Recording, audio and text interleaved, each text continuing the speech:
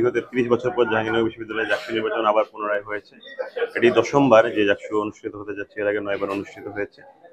এর মধ্যে ৩বার ছাত্র শিবির অংশগ্রহণ করেছে, এই নিয়ে ৪র্থবার ছাত্র শিবির অংশগ্রহণ করছে। আর আমরা এখনো ফলাফল হাতে পাইনি, ফলাফল পেলে আসলে নিশ্চিত হওয়া যাবে যে কে হতে যাচ্ছেন। তবে এক্ষেত্রে ফলাফল পেলে বাকি অংশ বলা যাবে। যদি আমরা নির্বাচিত হই সেক্ষেত্রে অবশ্যই অনুভূতিটি অন্যরকমই থাকবে, যেহেতু দীর্ঘ ৩৩ বছর পর জাকসু নির্বাচন, একই সাথে দীর্ঘ ৩৫ বছর পর ছাত্র শিবির যে অন্যায়ভাবে তার গণতান্ত্রিক চর্চার পথটাকে রুদ্ধ করে রাখা হয়েছিল। বাংলাদেশের একমাত্র স্মার্ট সিটি বসুন্ধরা এখন আরো নিরাপদ, আধুনিকতায় আরো এক ধাপ এগিয়ে। শিক্ষার্থীদের কাছাকাছি যাওয়ার সুযোগ নষ্ট করে দেওয়া হচ্ছিল। এই যে প্রত্যেকে যে একটা ভালো ইন্টেনশন ক্যারি করে, যেই সবার শিক্ষার্থীদের সেবার ইন্টেনশন ক্যারি করে, সেবার ইন্টেনশনটা ক্যারি করা থেকে তাদেরকে রুদ্ধ করে রাখা হয়েছিল। সেই জায়গাটার আসলে অবসান ঘটবে, এমন একটি মাইলস্টোনের মাধ্যমে ঘটবে। সেটি আসলে খুবই ভালো অনুভূতি হবে। আমরা অপেক্ষা করছি নির্বাচনের ফলাফলের জন্য। নির্বাচনের ফলাফল আসলে আমরা আসলে পুরোপুরি নিশ্চিত হতে পারবো, সেই অনুভূতিটিও আমাদের তখন পূর্ণতা পাবে। কার্যক্রম শুরুর পর থেকেই শিক্ষার্থীদের সমস্যাগুলো জানার চেষ্টা করেছি। আমরা প্রথমতই ৪১ দফা দাবি দিয়েছি ক্যাম্পাস প্রশাসনের কাছে।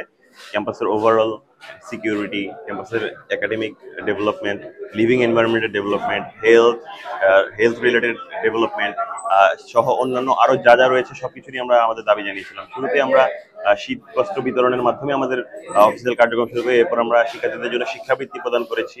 আমরা তাদের নিয়ে বিভিন্ন শিক্ষামূলক প্রতিযোগিতা আয়োজন করেছি। আমরা তাদেরকে রমজান মাসে সম্মিলিত ইফতার আয়োজন করেছি, যেখানে ৩,০০০-এর মতো শিক্ষার্থী অংশগ্রহণ করেছে। এবং একই সাথে এরপর জুলাইয়ে যারা আমাদের গুরুত্বপূর্ণ ভূমিকা পালন করেছে, সেই জুলাই গুরুত্বপূর্ণ ভূমিকা পালন করেছে যারা, তাদেরকে আমরা সম্মাননা প্রদানের পাশাপাশি তাদেরকে যেই ইফতার, তাদের সঙ্গে ইফতারের আয়োজন, এছাড়া কুরবানির ঈদে যারা ক্যাম্পাসে অবস্থান করেছে সেই ক্যাম্পাসে অবস্থানকারী শিক্ষার্থীদের নিয়ে একসাথে কুরবানি ঈদের আয়োজন করা। এবং এছাড়া বিভিন্ন সময় শিক্ষার্থীদের যে ন্যায্য দাবিগুলো ছিল, বিভিন্ন জায়গায় যে একাডেমিক এবং লিভিং এনভায়রনমেন্টের জায়গায় যে যৌক্তিক দাবিগুলো ছিল, সেই দাবিগুলোতে আমরা স্বতঃস্ফূর্তভাবে শিক্ষার্থীদের কণ্ঠে কণ্ঠ মিলিয়েছি এবং এই অধিকার আদায়ের ক্ষেত্রে আমরা প্রভাবক ভূমিকা পালন করেছি। দেখুন, ছাত্র শিবিরকে নিয়ে সবসময় একটা মিথ প্রচলিত করার চেষ্টা করা হতো, যেটি আসলে ছাত্র শিবিরকে ভীতিকর রূপে বাকিদের সামনে উপস্থাপন করা এবং নিজেদের প্রতিপক্ষ হিসেবে নিজেদের মতাদর্শকে সেই জায়গায় জোরপূর্বক চাপিয়ে দেওয়ার জন্য। কিন্তু ছাত্র শিবিরকে আসলে দেখতে হলে আসলে প্র্যাকটিক্যালি দেখতে হবে। প্র্যাকটিক্যালি যদি দেখতে পাওয়া যায় তাহলে আসলে ছাত্র শিবিরকে বোঝা যাবে। ছাত্র শিবির যারা নেতাকর্মী রয়েছেন, আমাদের জনশক্তি রয়েছেন, তাদের সহপাঠীদের কাছে তারা কেমন, তারা তাদের সহকর্মীর কাছে কেমন, তারা তাদের শিক্ষকদের কাছে কেমন, শিক্ষিকাদের কাছে কেমন, সেই জায়গাটা আসলে হলো more practical way to learn, to know about Chhatra Shibir and its man power.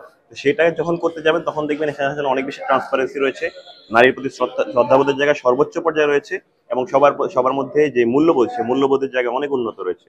কিন্তু যারা এসব অভিযোগ করেন তাদের ক্ষেত্রে বরং গিয়ে দেখা যায় তাদের ক্ষেত্রে অভিযোগের ফিরিস্তি অনেক বড়, তাদের অপরাধের ফিরিস্তি অনেক বড়। সুতরাং এই জায়গাটা সাধারণ শিক্ষার্থী, সচেতন শিক্ষার্থী এবং নারী শিক্ষার্থীরা যথেষ্ট ভালোভাবে অনুধাবন করতে পেরেছেন বলে আমরা যতটুকু জানতে পেরেছি, তারা আমাদেরকে বিপুল পরিমাণ সমর্থন দিয়েছেন। আমরা যখন যোগাযোগ করেছি, আমরা নির্বাচনী প্রচারণা কার্যক্রম চালিয়েছি, তারা আমাদেরকে অনেক সমর্থন দিয়েছেন এবং আমরা আশা রাখছি ভবিষ্যতে তাদের প্রতি যে আমাদের শ্রদ্ধাবোধ, তাদের জন্য কাজ করার যে মানসিকতা, সেটাই আমাদেরকে এগিয়ে রাখবে। জি, এটা কোনোভাবেই নির্বাচনের ফলাফলে প্রভাব পড়বে না।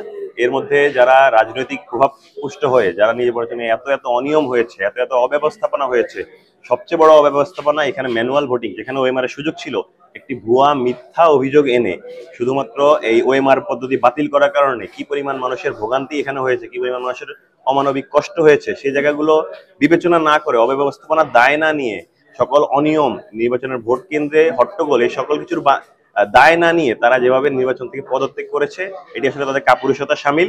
তারা আসলে নিজেদের ব্যর্থতা ঢাকার জন্য আসলে এভাবে নির্বাচন কমিশন থেকে বাকিদেরকে রেখে চলে গেছেন, যেখানে আসলে 70% শিক্ষার্থী, প্রায় 70% শিক্ষার্থী তাদের নিজেদের ভোটাধিকার প্রয়োগ করেছেন, স্বতঃস্ফূর্তভাবে ভোট দিয়েছেন। সেই জায়গায় ওনাদের এই প্রতিক্রিয়াটা শিক্ষার্থীরা কোনোভাবেই ভালো চোখে দেখবে না এবং নির্বাচনকেও বাধাগ্রস্ত করার কোনো গ্রাউন্ডই তাদের